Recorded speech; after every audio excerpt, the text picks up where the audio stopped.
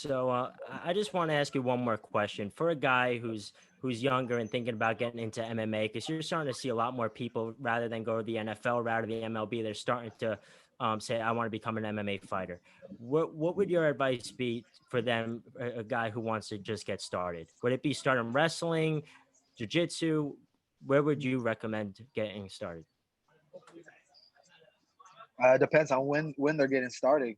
If they're like, like already in their 20s, like you got to do it all. You're already behind, because you got like guys start wrestling like I did, super young, or taekwondo or jiu-jitsu. Really, you gotta have a base, and I think the best base is wrestling because you can dictate where the fight goes. But obviously, you need to be able to like throw kicks and punches and everything. So it's really you got to be ready to like totally like be in the world and cover all your bases. And one thing I think I read Forrest Griffin's book when I was an amateur, and he said I remember reading him say that you need to practice the practice that you don't want to go to. You need to go to that one more, you know.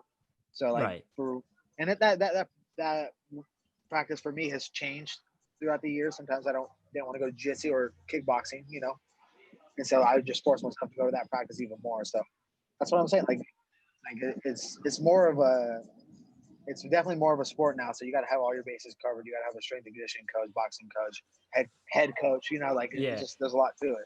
That's a good point because you used to see these guys who used to really specialize in one thing, whether it was wrestling, jujitsu.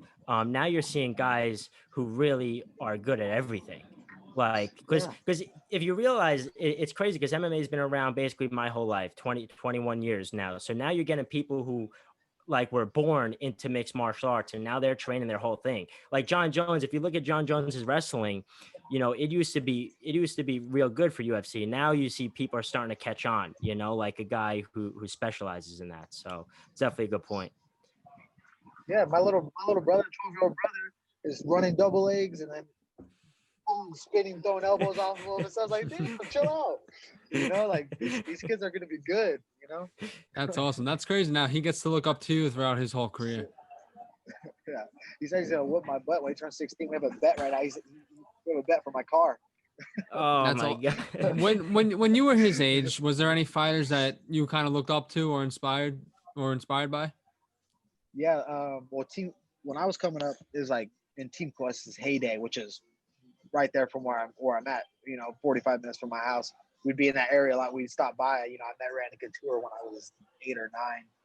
Randy Couture was a big one for me, because he was a wrestler, champion, and then also Diego Sanchez, just because he was crazy. I watched that was like my favorite season Ultimate Fighter. I think I was like 12 when that was going on, and Oh, just that seeing him season's awesome. screaming and yeah, that's like I was like super shy and like kind of like quiet, but like that's how I felt inside. But Diego was all crazy, so like yeah, so that's how I like to And fight too. now So it's crazy that you're still watching a fight and you're a professional now. yeah, I actually got it. Before I got signed to the UFC, I went and stayed at Cowboys Place. My buddy Pat Healy took me. We stayed a few weeks over at Cerrone's place, and I got a spar with Sanchez, and that was like a surreal moment for me because we're like, he didn't know who I was at all, and he's just trying to kill me, and I'm just sitting there like smiling, like trying to wrestle with him and stuff. It was fun.